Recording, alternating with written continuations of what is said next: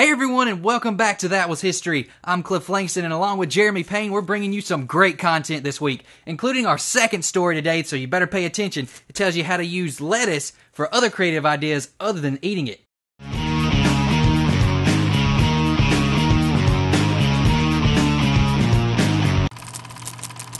There have been many football games over the years, which started back in 1920. Most games would end with a simple score of 35-20. But could you imagine a score that was a complete blowout? Well, on December 8th of 1940, the Chicago Bears would defeat the Washington Redskins with an unbelievable score of 73-0 in the NFL championship game. This by far is one of the most lopsided games in NFL history. I mean, come on, was there not even a mercy rule in this? Imagine if you had to come up with a costume or a dress for a special party. Obviously, you're going to want to use something that makes it unique and interesting so that everyone loves what you're wearing. But how far would you go? Would you use something that you've never seen anyone else in their lives wear before? Why don't you leave us a comment of an idea that you could think of that might be really awesome, or maybe even something you've actually done in real life? Well, as odd as it may seem, on December 9th of 1930, a gorgeous Hollywood dancer by the name of Billy Stockton made her a dress out of a head of lettuce and played the part of Eve in the Garden of Eden. Now, this might seem strange, but at least it's a little bit better than those child books you used to see in the dentist's office where all they had was a few leaves.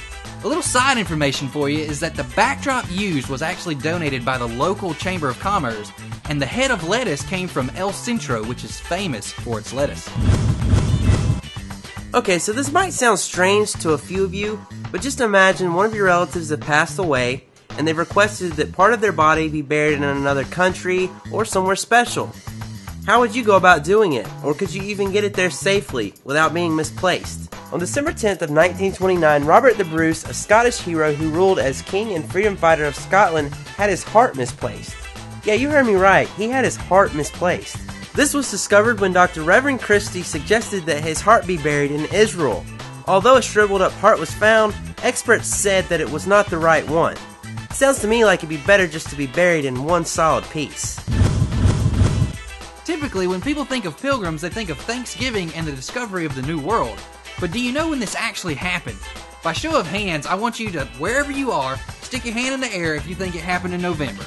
I mean, literally, I can't see you right now, but I want you to stick your hand in the air if you think it was November.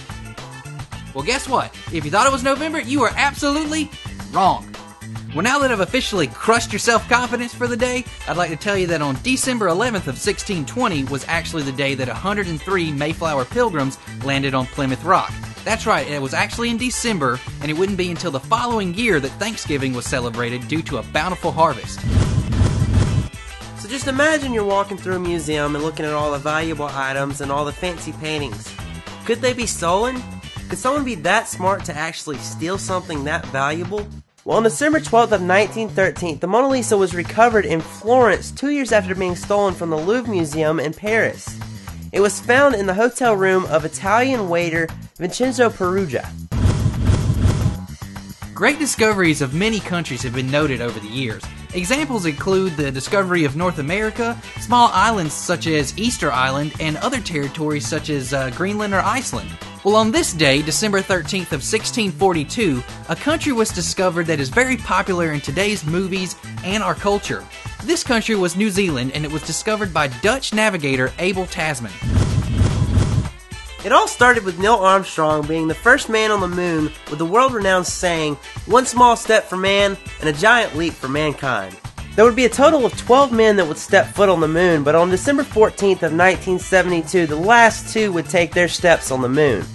These two men were Harrison Schmitt and Eugene Cernan of Apollo Mission 17. Well, that's going to wrap it up here, guys. We hope that you enjoyed everything we had for you, and be sure to come back next Friday when we post our new episode. But before you go, be sure to check out the YouTube channel Daily Dictation.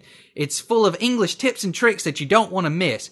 Alright, we'll see you next time, guys. And also follow us on Twitter, like us on Facebook, and also subscribe to our channel so you can get the weekly updated episode.